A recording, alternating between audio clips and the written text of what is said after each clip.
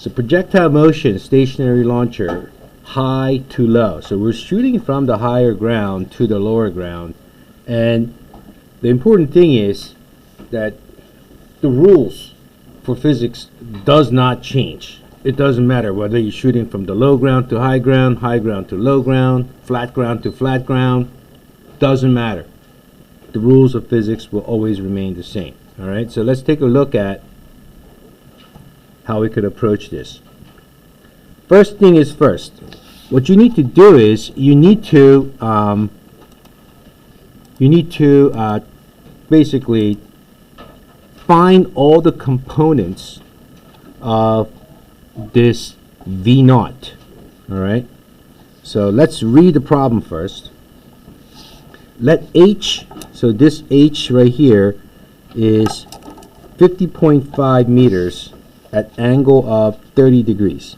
So this right here is 30 degrees, okay? And this here is your Y initial, and your Y initial happens to be 50.5 meters. And your Y final at the end of the whole trajectory is going to be 0 meters. Okay? So this is what we got just from this. Also, let's assume that it is the same cannon as example 1, right? So that velocity of the ball leaving the cannon is 100.3 meters per second. So this is the V naught that we calculated earlier, okay, here, okay. Therefore, this V naught, all right, this V naught is equal to 100.3 meters per second. So this cannonball will travel in a parabolic path and it's going to land somewhere here, okay? And to start, what we need to do is we need to figure out the X and Y component of this V naught. So I'm going to put that on the side here. So here is my V naught, okay, which is the initial velocity, and this is your VIX, okay. So this is your VIX, which is equal to simply V naught times cosine of the angle theta naught, right? And this is the Y component of your V naught, and that is your VIY, right? So your VIY is equal to simply V naught sine of theta naught. Okay? So you really should find these first. Okay?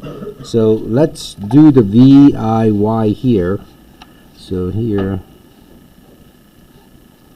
your VIY is equal to then 103, or I'm sorry, 100.3 times sine of 30. So when you do that, your VIY is equal to, sine of 30 is 1/2. So it's probably going to be 50.15 meters per second. Okay. Then your VIX is simply V naught, which is 100.3 times cosine of 30 degrees. And cosine of 30 is 0.866, right? So it's going to be like 86.6, but a little bit bigger because it's 0.03, right? So it looks like, yeah. So VIX comes out to 86.6 plus 9 meters per second. All right. So once we have these,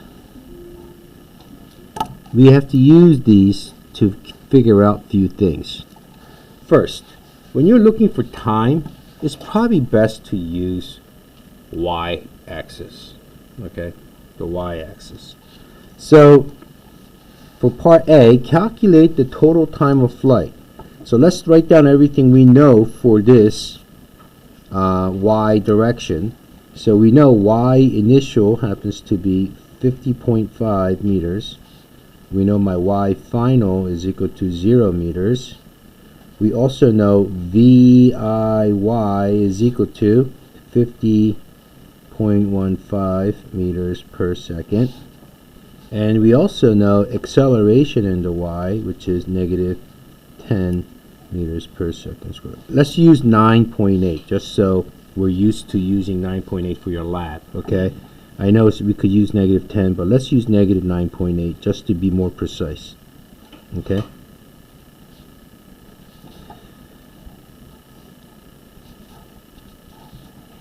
All right, so from this, we're looking for time.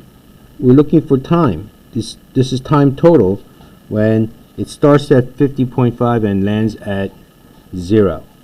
We don't have to worry about how high it goes and then comes back down. The time that it takes to go up and then comes back down is all added in and calculated with your VIY being positive. So that automatically takes care of the time to go up and coming back down. All right. Therefore, it looks like equation number 2 is probably the best bet. So if you use equation number 2, which is y final is equal to y initial plus VIYT total plus 1/2 a sub y t total squared. Do not forget to square that. Now what we have to do is plug and chug and see what we get, right? Your y final is 0. Your y initial happens to be 50.5 plus your VIY is 50.15 times t total plus 1/2 times negative 9.8 times t total squared. So if I were to write this down in a descending order, okay, so 0 is equal to negative 4.9 t squared, right, t total squared, plus 50.15 t total, right, plus 50.5. So we know this is A, right, this is A, this is B, and this is C. So we must use quadratic formula, okay. So here we go. When we use quad form, it is negative. Make sure you put this negative here. Negative 4.9. Enter. 50.15. Enter. And 50.5. Boom. And I get two answers, of course. So T total comes out to 11.2 or 11.15 seconds. Okay? Or 1/6 seconds. Alright? It's slightly off. Most likely this answer comes if you're using 10. Right? So let's see if that's true. So program, if we were to use 10, so it's like 5, oops, negative 5 I guess, and then 50.15, and then 50.5, yeah, that's kind of weird. Well, anyway, alright, so, any questions? So this is slightly off. So 11.16 is the correct answer. Alright. Now it says, calculate how far from the base of the cliff, which is delta x, right? They want to know what the delta x is. They want to know what the delta x is, right? Well, we know time total, right? And we know time total is 11.16 seconds. And we know VIX. VIX is 86.9 meters per second. So we can use equation number 2 again. But for equation number 2 in projectile motion is just this. VIX times T total, right? So my delta x, because a sub x is 0, right? Delta x is equal to VIX times T total. This is the total range. Therefore, my delta x, which is this, right? This is delta x, is equal to VIX, which is 86.9 times 11.16 seconds. So my delta x is equal to 86.9 times 11.16, and I get a slightly different answer, which is 969.8 meters. Okay.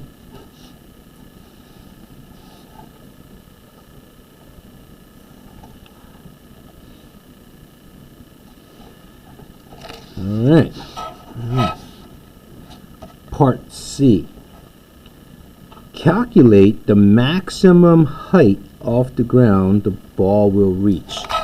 They want you to know or calculate what is your Y max right here from the ground, right? Right? So what is your Y max?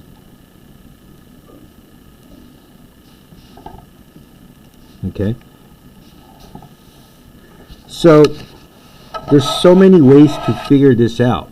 First, I could find what time it takes to reach the maximum height first, and then use that time to figure out what your Y final is. Right? You could do that. Or you can use your third equation, right? You can use your third equation.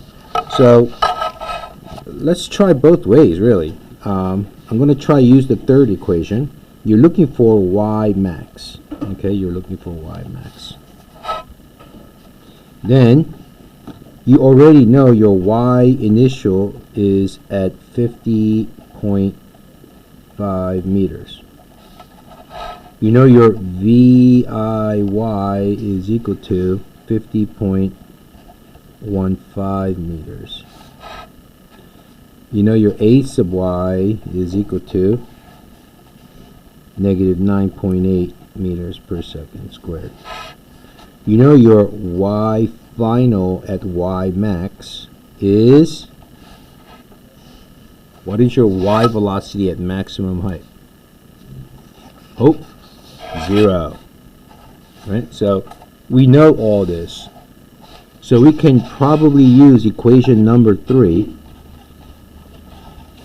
which is this one right here, right? Which is this one right here.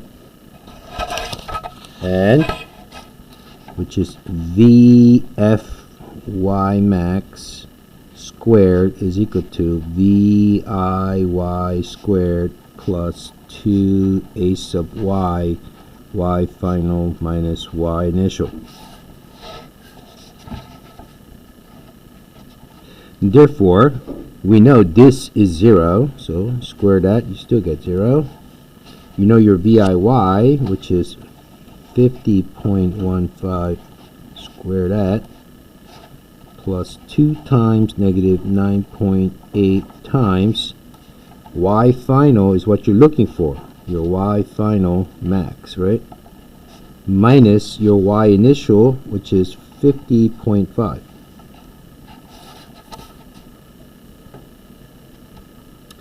So 0 is equal to, okay, 0 is equal to, and what is this? 50.15 squared, right, is equal to 2,515, right, 0.0 minus 19.6 y final max, right, plus, I'm distributing this out, right, plus 19.6 times 50.5, and this becomes 989.8.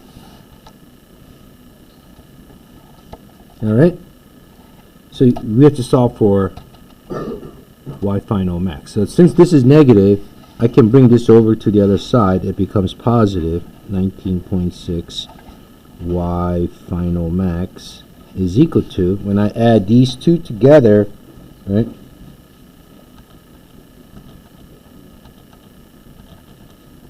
I get something like 3,504.8, right? So my y final max, maximum height, comes out to, right, divide that by 19.6, and I get 178.8 meters.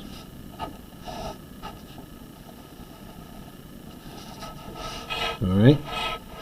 Another way you could have done this, right? Another way you could have done this is find the time it takes to reach the maximum height. And you can do that by using equation number 1, saying VFY max is equal to VIY plus A sub y TY max, right? Because you're looking for the time at the Y max, right?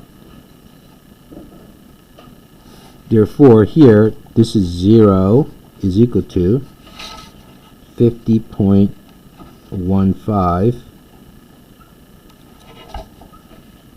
plus negative 9.8 times TY max. So, when you solve for time, you're going to get 9.8 TY max is equal to 50.15. So your T for Y max is equal to, right, so 50.15 divided by 9.8, and I get something like 5.12 seconds. So once you find this time, now you plug it into your second equation. Then you get your Y final max. Get the exact same answer. Okay? And then say now plug it into equation number 2 and solve for Y final max. Alright, so you could do it that way as well. So sometimes, like, you can do so many correct ways, you could confuse yourself and say, oh crap, is it this way? Or, oh, wait, is it this way? Both ways could be correct. Alright, so practice both ways and you'll feel a lot more confident. And you'll find your own efficient way to solve these kind of problems. Alright, so what about part D? Calculate the velocity of the ball at maximum height. Well, this is easy. This is easy. Why? Because we know at maximum height, when the ball is right here, we know my velocity in the y direction, VFY max, is 0. But we also know that velocity in the x direction never changes. So VFX is always going to be same as your Vix, which is 86.9 meters per second. So the velocity at maximum height, so V at Y max, is equal to simply 86.9 x hat plus 0 y hat meters per second. That's it. It's that simple.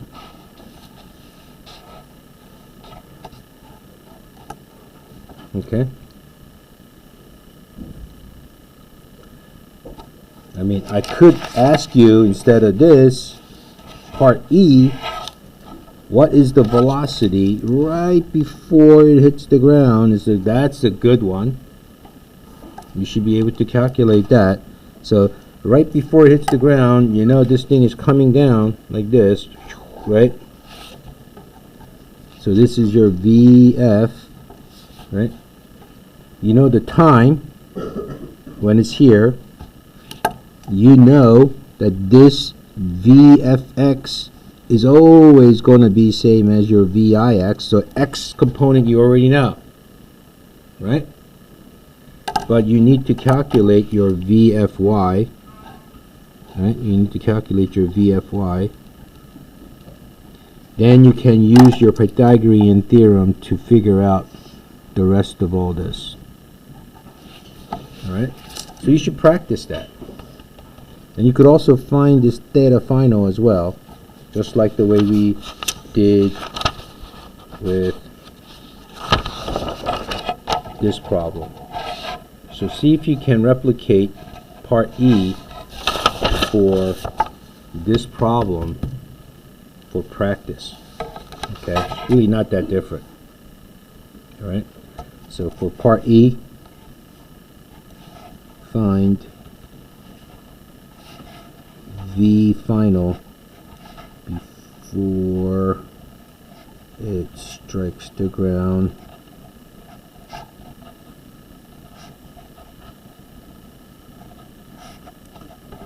In polar form.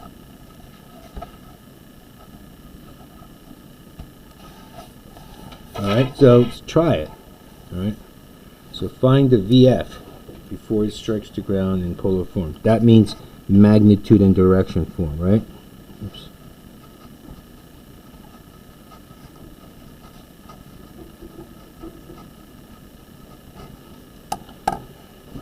Alright, any questions? So give that a shot, and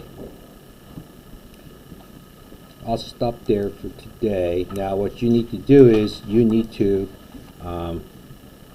work on your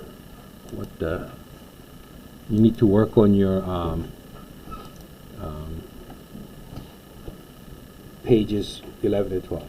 Okay, so let's go.